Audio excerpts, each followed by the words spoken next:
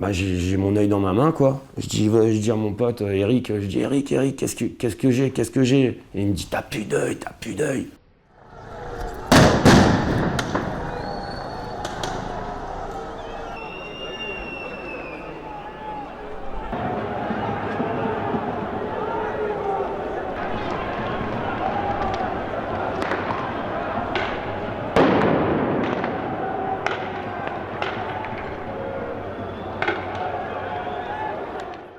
Arrivé un moment, ben, j'ai dit ouais, faut qu'on se barre parce que là ça commence à péter. J'ai entendu une première balle qui tape dans le mur, une deuxième je crois, et la troisième je l'ai pris dans la tête. Et ça faisait voilà, un trou noir, un cratère noir. J'ai pas été pris en charge tout de suite, personne m'a pris en charge. Même pas les forces de l'ordre, ils m'ont dit ouais lui c'est trop grave ce qu'il a. Ils m'ont laissé comme un chien.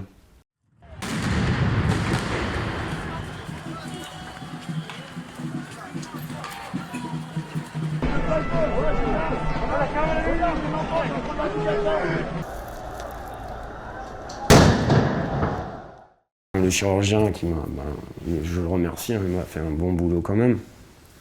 Et il m'a dit tout de suite, il m'a dit ouais, monsieur Frey, je vais pas tourner autour du pot, vous avez perdu l'œil. Voilà. Et donc je suis un grand garçon, hein. Donc j'ai pleuré comme tout homme l'aurait fait.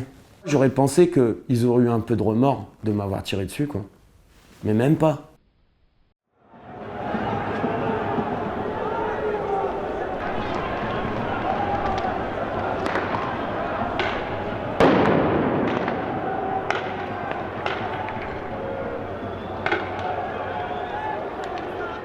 Ma meilleure amie m'a cru morte sur le trottoir. Elle est traumatisée à vie.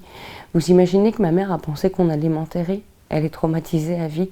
Donc je voudrais que ce policier comprenne que son choix et son acte a eu un impact énorme, que ce n'est pas juste un tir sur un petit gilet jaune.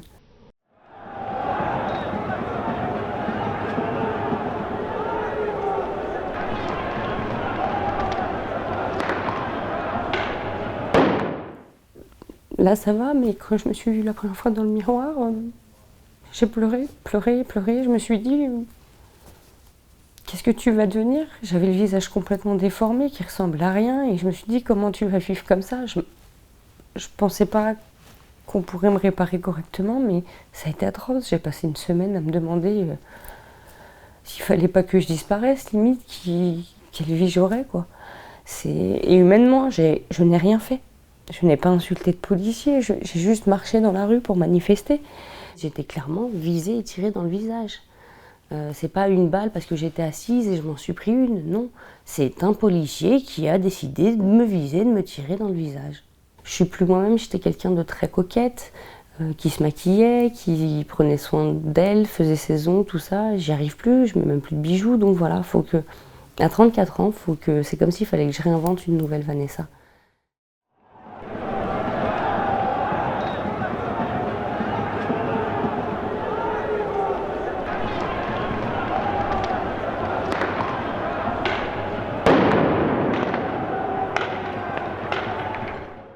J'ai eu un choc à la tête, à l'œil, et là j'avais l'œil en sang. Je voyais plus rien du tout, et ça saignait abondamment.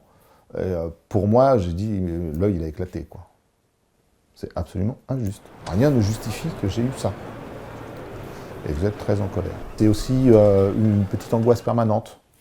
Exemple, si je bricole, maintenant je mets systématiquement, même à la maison, mes lunettes de sécurité. Parce que s'il arrive quoi que ce soit à cet œil-là, c'est fini, je suis aveugle.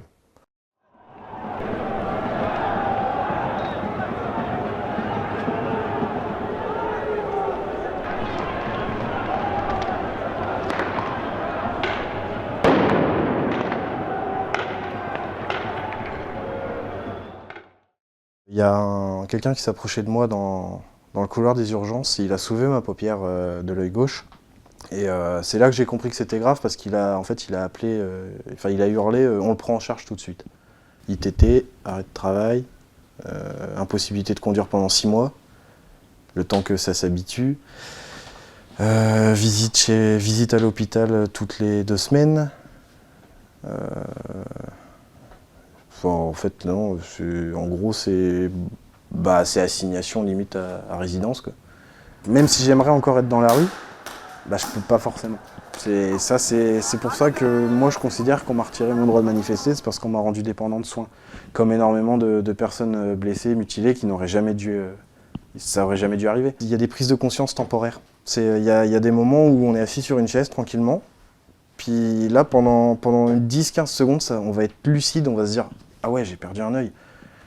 Et c'est à ces moments-là précisément que soit ça passe moralement, soit psychologiquement la journée elle est dans les chaussettes.